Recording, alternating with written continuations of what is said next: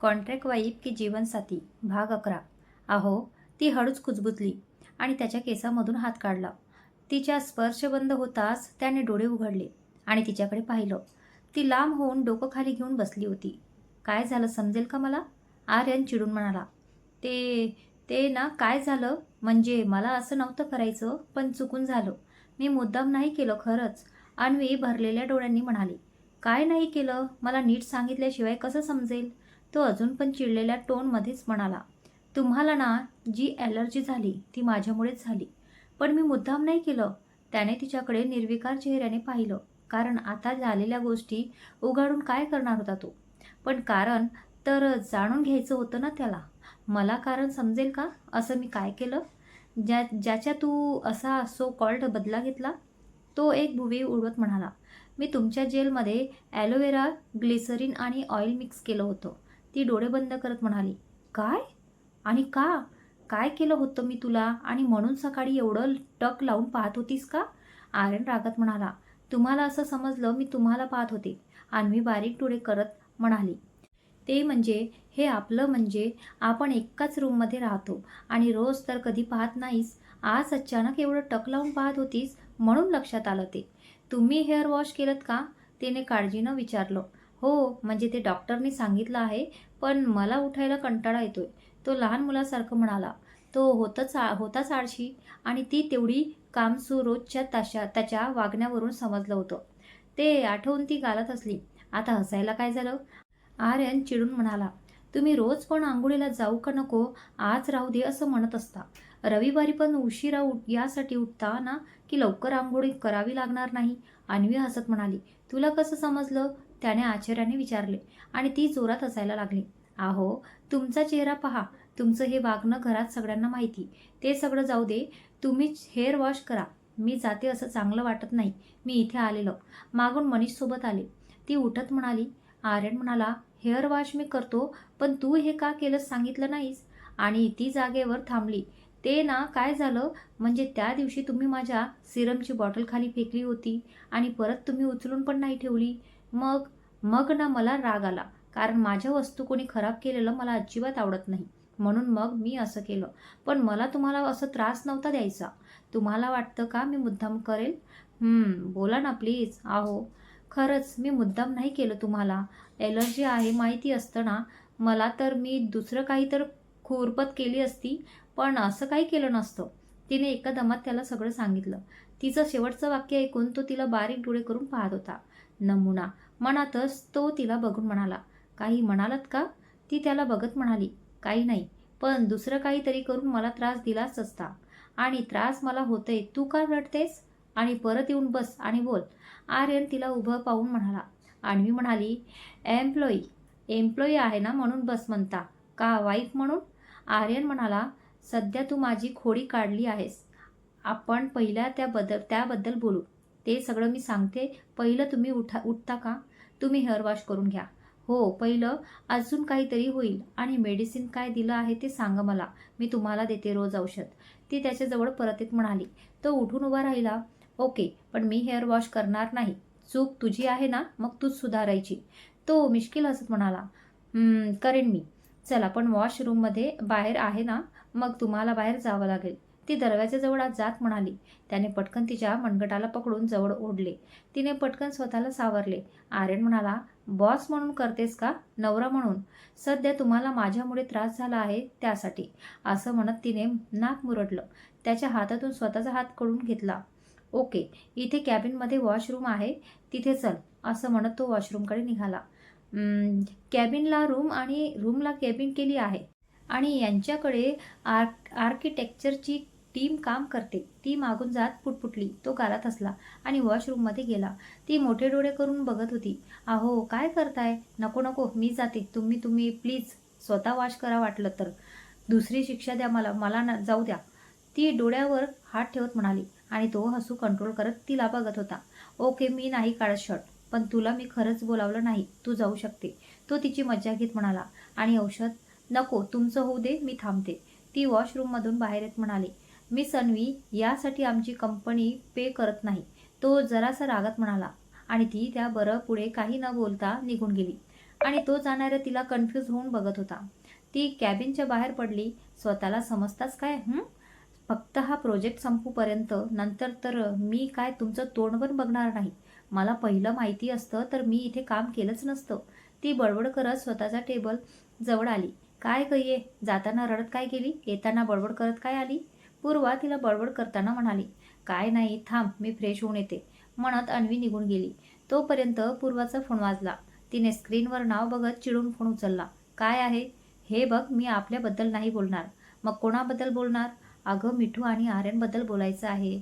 Please आपण भेटून बोलायचं का? हे बघ मनीष, मला जमणार नाही. आणि असं काय दोघांबद्दल? दोघांचं लग्न जरी झालं असेल तरी ते कॉन्ट्रॅक्ट आहे. आणि तुला वाटत असेल त्यांच्या नात्याला भविष्य आहे तर तो विचार तू सोडून दे. पूर्वा रागात म्हणाली. पहिलं तर मनीष म्हण मला. आणि हा तर दोघांचं जरी लग्न कॉन्ट्रॅक्ट झालं असेल तरी ते त्या दोघांमध्ये देवाच्या साक्षीने लग्न झालं आहे. आणि जोड्या स्वर्गात बांधत असतात. काही झालं तरी दोघं नवरा बायको आहेत. मनीष तेवढ्यातच शांतपणे म्हणाला. तू शहाणपणा नको रे सांगू मला. दोघांचं नातं तडजोड आहे, बाकी काय नाही. आणि तू त्यांच्याजवळ आणायचा प्रयत्न करू नकोस प्लीज. पूर्वा वैतागत म्हणाली. हे बघ, ती पण माझी मैत्रीण आहे आणि तो माझा बेस्ट फ्रेंड. त्यामुळे मी हे करणार आणि तू मला साथ देणार आहेस आणि हे फायनल. तू काय तुम्ही सगळे? मनीष हसत म्हणाला. पूर्वा म्हणाली. हे बघ, तू काही पण कर, मला नको घेऊ. तो जोपर्यंत दोघांना काही एकमेकांबद्दल काही वाटत नाही तोपर्यंत शांत बसायला हवं. ओके, तुला वाटतं तसंच, पण सध्या मला भेटायचं आहे तुला. आणि आज संध्याकाळी ऑफिस जवळच्या कॅफेमध्ये मी वाट पाहीन. तू येशील हे मला माहिती. चल बाय, असं म्हणत मनीषने लगेच फोन ठेवून दिला. लोकांच्या जोड्या जुळवत आहेस, स्वतःच्या नात्याचा नाही कधी विचार केला. काही का असेना याचा प्लॅन मी पूर्ण होऊ देणार नाही. जबरदस्ती जरी ते नात्यात असले तरी प्रेम नसेल तर ते कुठलं का नातं असेना, अपूर्णच आहे. ती स्वतःसोबत म्हणाली. काय ग, कोणाचा फोन होता आणि काय एकटी बडबड करतेस? मागून अन्वी येत म्हणाली. नाही ग, हे कंपनीवाले सारखं फोन करतात. माझं पोस्ट पेड आहे ना, त्यासाठी सारखं कॉल करत असतात. ते अन्वीला म्हणाली. ओके चालेल, मला एक डिझाईन पूर्ण करायची आहे आणि फाईल आता सिव्हिल टीमकडे सबमिट करायची आहे. त्यामुळे आज वेळ नाहीये, पहिलाच खूप टाईम गेला आहे. अन्वी पीसी चालू करत म्हणाली. ओके म्हणत ती सुद्धा कामाला लागली. संध्याकाळी रोजची वेळ झाली होती तरी आर्यन आला नव्हता. अन्वी आणि काकू किचनमध्ये जेवण बनवत होत्या. आई आणि आजी बाहेर बसलेल्या होत्या. बाकी जिकडे तिकडे 7च्या सुमारास आर्यन घरी आला. त्याला बघून आई आणि आजी दोघी उठून उभ्या राहिल्या. आजी म्हणाली. अरे आर्यन, काय हे, काय झालं तुला? अगं आजी, काही नाही ग, मला अगोदर पाणी द्या. I am tired. तो तिथेच सोफ्यावर बसला, कारण त्याला माहिती होतं त्याला कोणी सोडणार नाही, कारण विचारल्याशिवाय. त्याचा आवाज ऐकून अन्वी तर ब्लाइंड होऊन उभी राहिली. काकू तेव्हाच त्याच्या आवाजाने बाहेर गेल्या. मी तर हा विचार केला नव्हता की घरच्यांना समजेल. बाप्पा, मी पुन्हा असं अजिबात करणार नाही. देवा, मला माफ कर. कसं वाटेल जेव्हा सगळ्यांना समजेल की त्यांना माझ्यामुळे त्रास झाला आहे. असं म्हणत ती चपाती भाजत तसंच थांबली होती. तोपर्यंत काकूचा आवाज आला आणि ती जागेवर आली. तिने गॅस बंद केला. काकूनी पाणी मागवलं होतं. ती पाणी घेऊन बाहेर आली. तिने त्याच्याकडे पाहिलं. आता तर बारीक बारीक पुरळ आली होती तरी तो शांत बसला होता. तिला कसं तरी झालं. तिच्या पैजांचा बारीक आवाजाने त्याने डोळे उघडले. तिच्या हातून पाणीचा ग्लास घेतला. अन्वी, तू पण त्याच्यासोबत आहेस ना ऑफिसमध्ये? मग तुला समजलं नाही का? बघ त्याला काय झालं आहे. काकू रागात म्हणाल्या. अन्वी काही म्हणायच्या अगोदर आर्यनच म्हणाला. काकू, ते ऑफिस आहे, घर नाही. आणि तिथं कोणाला माहिती नाहीये मला काय झालं ते, कोणालाच माहिती नाही. तो शांतपणे म्हणाला. पण आर्यन, अरे बोल ना, कसं झालं हे? आणि दवाखाना झाला का करून? आई त्याच्या बाजूला बसत म्हणाल्या. आर्यन म्हणाला. काही झालं नाहीये मला, ॲलर्जी झाली साधी, बाकी काही नाही. आजी म्हणाली. कशाची? मला आता प्रश्न विचारू नका, त्रास होतोय. आणि परत तुम्ही अजून मला आज जेवणवरती पाठवा. असं म्हणत तो उठून उभा राहिला. भाई, काय झालं तुला? अंजली रूममधून खाली येत म्हणाली. आई सांगेल तुला. असं म्हणत तो वरती निघाला. त्याच्या वागण्याची सगळ्यांना सवय होती. अन्वी काही न बोलता शांत उभी होती. त्याला काही न बोलता अंजलीने त्याचा हाताला विडका घातला आणि त्याच्यासोबत चालू लागली. त्याला तिचं वागणं नवीन नव्हतं. ती सगळ्यात लहान होती. आर्यन किती जरी चिडला तरी अंजली आणि जयसोबत नीट वागायचा. भाई सॉरी, अंजली जिना चढत म्हणाली. का, काय झालं? तो न समजून म्हणाला. तुला त्रास होत होता तरी मी तुला बघायला लवकर खाली आले नाही. मी स्टडी करत होते. त्रास होतोय का तुला? ती काळजीने म्हणाली. आर्यन म्हणाला, तुला काय वाटतं? अंजली म्हणाली, भाई तू खूप स्ट्रॉंग आहेस. आता पण तुला त्रास झाला तरी तू सांगणार नाहीस. आणि अजून आज वहिनी रडली वाटतं. तिचा चेहरा खूप उतरला होता. तू विचार तिला काय झालं आहे. अंजू, रूम आली माझी बाळा, तुझी रूम पुढे आहे. ते दोघं दरवाज्याजवळ आले होते.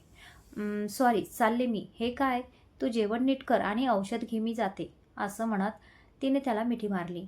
त्याने पण तिला जवळ घेतलं. ती निघून गेली. आर्यनसुद्धा रूममधून निघून गेला. अन्वी जेवण करून आर्यनच्या ताटवरती घेऊन आली. तो जेवण करत होता आणि ती गॅलरीमध्ये लॅपटॉप घेऊन बसली होती. त्याचं जेवणसुद्धा झालं. त्याने औषध घेतलं. तो डोक्यावर क्रीम लावायला आरशाजवळ जाऊन थांबला. नंतर त्याला काहीतरी आठवलं आणि त्याच्यातला आळशी आर्यन जागा झाला. तो तिथंच खुर्चीवर बसला आणि अन्वीला हाक मारली. ती लॅपटॉप उचलून आत घेऊन आली आणि त्याच्याकडे प्रश्नार्थक नजरेने पाहिले. त्याने हाताने तिला जवळ बोलावलं. ती त्याच्या मागे जाऊन थांबली. त्याने तिच्या हातात ट्यूब दिली आणि तिच्या डोक्यात प्रकाश पडला. तिने तोंड वाकडं तिकडं केलं आणि ट्यूब हिसकावून घेतली. आता जर तू काही मस्ती केलीस तर मी पण बदला घेईन आणि घरी पण सांगेन की तुझेच कारनामे आहेत सगळे.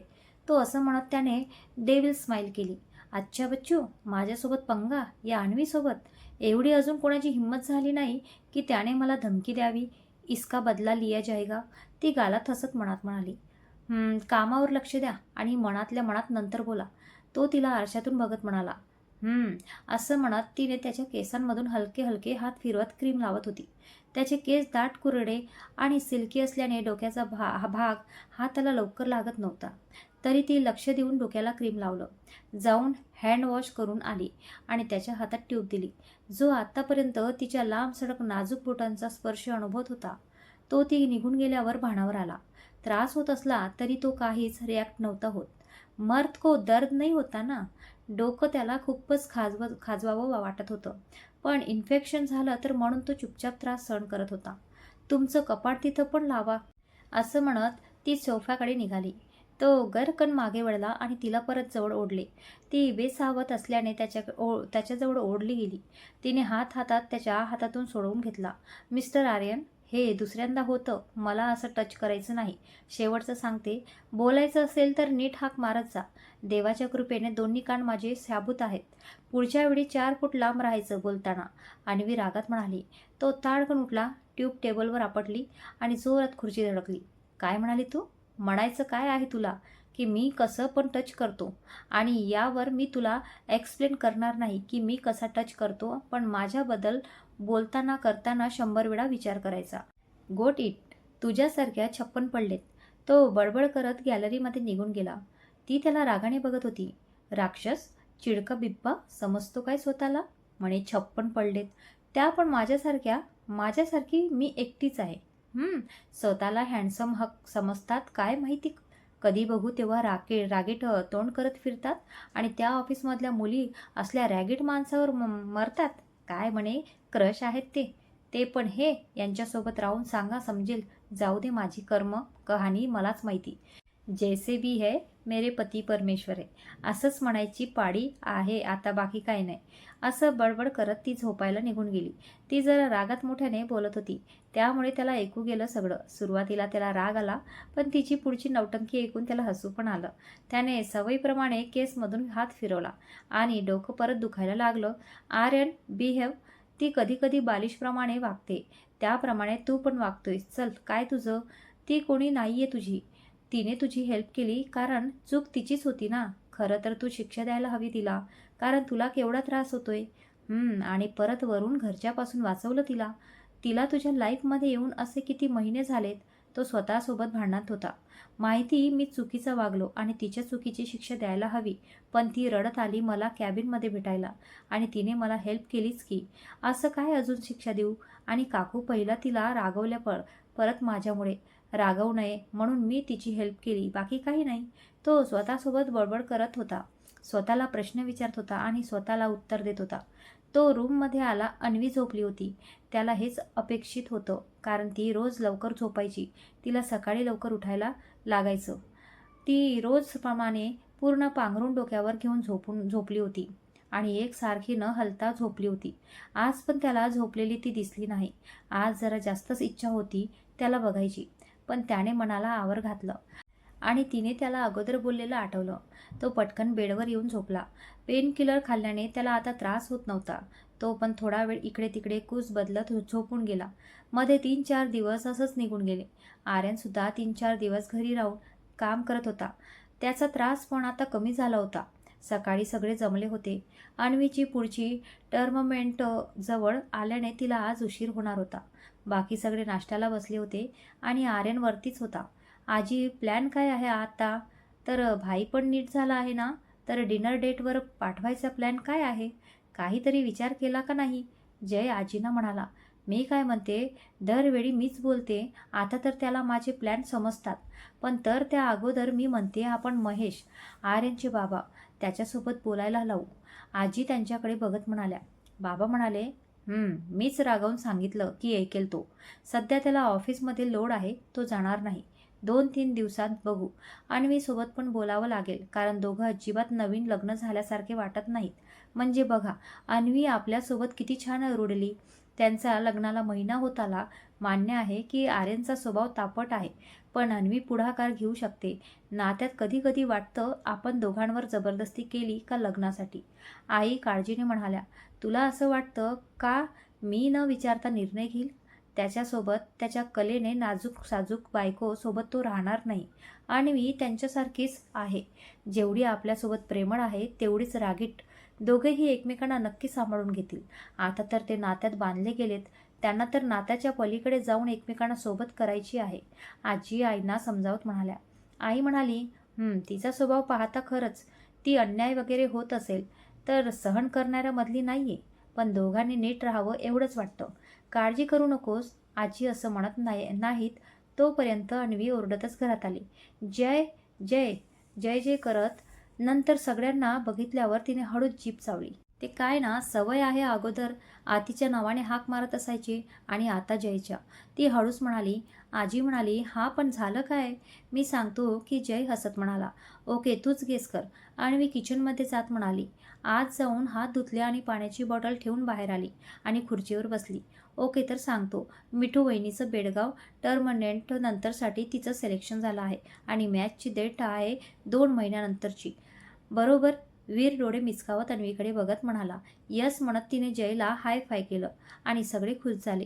थांबा, मी काहीतरी गोड करते. असंच प्रगती कर बाळा. आई खुर्चीवर उठत म्हणाल्या. आई आई एवढं काय मोठं सक्सेस नाही आहे माझं. आणि लगेच तुम्ही असं नाश्त्यावरून उठू नका. अन्वी आईंना परत बसवत म्हणाली. काका म्हणाले, असं कसं नाही आहे सक्सेस? असंच एक एक पायरी चढत गेली तर सक्सेस मिळेल ना? हो काका, म्हणजे? ती डोळ्यात पाणी आणत म्हणाली. काय झालं बाळा? आई तिला जवळ घेत म्हणाल्या. काही नाही आई बाबा, आठवले.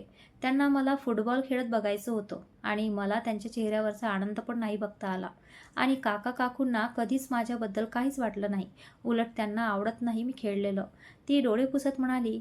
काही का असेना, आज अन्वीची आवडती रसमलाई करते. तू ऑफिसला यायच्या अगोदर बनवून ठेवते. आई विषय बदलत म्हणाल्या, कारण त्यावर परत बोलून तिला दुखवायचं नव्हतं हे तिला पण समजलं. हो आई, चालेल. अन्वी असं म्हणत नाश्ता करायला लागली. सगळ्याचा नाश्ता झाला. बाकी ग्रुपमध्ये अगोदर सकाळी क्लबमध्ये मेसेज करून सांगितलं होतं. आता फक्त माहेरच्या लोकांना सांगायचं होतं. अन्वीने सौरभ आणि भार्गव आतिशला एक साधा फोन लावून सांगितलं. तिच्या बोलण्याने आर्यनला सुद्धा बातमी मिळाली. त्याला वाटलं ती सांगेल. ती फोनवर बोलून आवरायला निघून गेली. आर्यनसुद्धा नाश्ता करत होता. ती काहीतरी आठवत बाहेर आली. अहो, हां, याला वाटलं सांगेल त्याला पण. तुम्ही रात्री औषध घेतलं नव्हतं, लास्ट उरलेलं आत्ता घ्या, असं म्हणत ती आत जायला निघाली. अन्वी त्याच्या आवाजाने ती जागेवर थांबली. काँग्रेस, त्याने सेकहँड करत म्हटलं आणि परत लॅपटॉपमध्ये डोकं घातलं. अहो थँक्स, ती सुद्धा जागेवरून म्हणाली. मी तुम्हाला सांगणारच होते. ती पुढे काही म्हणायच्या अगोदर तो सरळ लॅपटॉप घेऊन बाहेर निघून गेला. ती जाणाऱ्या त्याच्याकडे पाहून उसासा सोडला. स्वतः म्हणत असतात पर्सनल गोष्टीमध्ये ढवळाढवळ करायची नाही आणि आता मग म्हणून मी सांगितलं नाही. जरी माझ्यासाठी ही मोठी गोष्ट असली तरी हे काय डायरेक्ट टीम विकत घेऊ शकतात. क्षुल्लक गोष्ट आहे यांच्यासाठी. आणि मी चुकले नाहीये. एकमेकांबद्दल कशाला जाणून घ्यायला हवं? ती असं म्हणत आवरायला निघून गेली. दुसऱ्या दिवशी रात्री आर्यन जेवण झाल्यावर रूममध्ये बसला. काम करत बसला होता तोपर्यंत अन्वी खालून वर आली. अहो, त्याने तिच्याकडे पाहिलं. बाबांनी खाली बोलावलं आहे तुम्हाला. कुठे आहेत बाबा? तो उठत म्हणाला. स्टडीमध्ये आहेत. असं म्हणत अन्वी आली. तसं निघून गेली. तो सुद्धा निघून गेला. अचानक काय झालं बाबांना यावेळी? कधी बोलावत नाहीत. काही सिरियस नसेल ना? सध्या सिरियस हेच आहे की मी वकील बदला. जर बाबांना हे समजलं तर तो वकील राहील ना? त्याची डिग्री. तो असं स्वतःसोबत म्हणत स्टडीच्या दरवाजाजवळ गेला. आर्यन म्हणाला, बाबा आहात का तुम्ही आत? अरे ये ये, इथेच आहे मी. बाबाच्या आतून आवाज आला. तो आत आला. बाबा कुठलं तरी मॅगझिन चालत बसले होते. त्याने त्यांना पाहून एक दीर्घ श्वास घेतला आणि जाऊन त्यांच्यासमोर बसला. आर्यन म्हणाला, बाबा तुम्ही बोलावलं होतं मला? बाबा म्हणाले, काय रे, मुलांसोबत बोलायला पण कारण हवं का? आर्यन म्हणाला, सध्या मी कामाशिवाय कोणाला दिसत नाही. मला वाटलं काम असेल माझ्याजवळ. हां, आत्ता मोठ्या लोकांसोबत रोजच्या वायफळ गोष्टी बडबड करत बसल्या तर मोठे लोक नाराज होतीलच ना. तुला कुठे वेळ असतो आणि माझं लक्ष नसतं अशा मधल्या भाग नाही आहे. सिटीचा बाहेर जे आपलं रेस्टॉरंट आहे तिथे तू एका रविवारी पूर्ण दिवस होता आणि CCTV कॅमेरेसुद्धा तुझ्या प्रायव्हेट कॅबिनपासून ते मेन गेटपर्यंत सगळंच बंद होतं. असं काही अचानक. बाबा असं म्हणत थांबले आणि त्याच्याकडे पाहिलं. त्याचा अंदाज बरोबर होता, पण बाबांनी अर्ध सांगितलं होतं. त्यामुळे पुढचं माहिती नसेल म्हणून तो निर्विकार चेहऱ्याने त्यांना पाहत होता. त्याला पाहून बाबा गालात हसले. बाबा म्हणाले, जाऊ दे, हे महत्त्वाचं नाही आहे. मी हे सांगायला बोलावलं होतं की तुम्ही सुनबाईला घेऊन डिनरला जा. काय? म्हणजे कशाला? आर्यन बाबांनी मोठे डोळे केले म्हणून हळू म्हणाला. बाबा म्हणाले, पुढच्या 2-3 दिवस तुमचं शेड्यूल वीक आहे. त्यामुळे तुला काय रात्री वेळ असतो. जाणार का नाहीत? अजिबात नाही. मला असल्या फालतू गोष्टीसाठी वेळ नाही आहे. काम नसेल तर काम शोधेन मी. आर्यन नकार देत म्हणाला, मग मी तू त्या दिवशी हॉटेलमध्ये का थांबला याचं कारण 2 दिवसात शोधून काढेल. बघ तू. बाबांनी पण त्याच्या भाषेत उत्तर दिलं. ओके, कधी जायचं सांगा, मी तयार आहे. तो नाईलाजाने म्हणाला. आर्यन म्हणाला, सगळ्यांना माहिती तुझं आणि अन्वीचं पटत नाही. तुम्ही फक्त नावाला नवरा बायको आहात असं राहता. पण एक लक्षात ठेव, लग्नगाठ देव बांधत असतो, जी कधी सहजासहजी तुटत नाही. नशिबाने तुम्ही मिळाले आहात. नातं अजून तुमचं तयार व्हायचं आहे. हे बघ, नातं जेवढं उशिरा जुळेल तेवढं ते घट्ट असतं. ती खरंच खूप चांगली मुलगी आहे रे. तुला सांभाळून नक्की घेईल ती. तिची साथ सोडू नकोस. तुमचं पण आमच्यासारखं झालं आहे. बाबा आर्यनला म्हणाले. म्हणजे आर्यन, तुझ्या आईला पण मी लवकर स्वीकारलं नाही, पण ती अजून पण माझ्यावर तेवढंच प्रेम करते. बाबा हसत म्हणाले. आर्यन म्हणाला, मग पुढं? तुझ्या काका काकूचं लव्ह मॅरेज आहे, पण आमचं अरेंज आहे. त्यावेळी तर बघायचा कार्यक्रम झाला ना काही. मी तर डायरेक्ट लग्नात बघितलं तुझ्या आईला. मला पण लग्न करायची इच्छा नव्हती, पण तुझ्या आईने जिंकलं मला. मला शहरातली बायको म्हणून पाहिजे होती. इथेच शिकलो आणि इथेच बिझनेस करणार होतो. पण अचानक तुझ्या आजोबांनी गावातल्या एका मुलीचं स्थळ बघितलं. तेव्हा मला जमतेम नोकरी लागली होती. तुझी आई फक्त 12वी शिकलेली, पण यात तिचाच जास्त वाटा आहे. एक लक्षात ठेव, लग्नाच्या गाठी असंच कोणासोबत देव बांधत नसतो. बाबा त्यांच्या जुन्या आठवणीत रमले होते. आर्यन त्यांना पाहत होता. मी जातो, मला कॉल करायचा आहे आणि डिनरचं पण फिक्स आहे. मला वेळ आणि दिवस सांगा. असं म्हणत तो बाहेर पडला. बाबांनी त्याला जाताना पाहिलं आणि एक उसासा सोडला. जोपर्यंत याच्यावर येत नाही तोपर्यंत याला अक्कल येणार नाही, बाबा स्वतःशीच म्हणाले. आर्यनला अजूनही कल्पना नव्हती.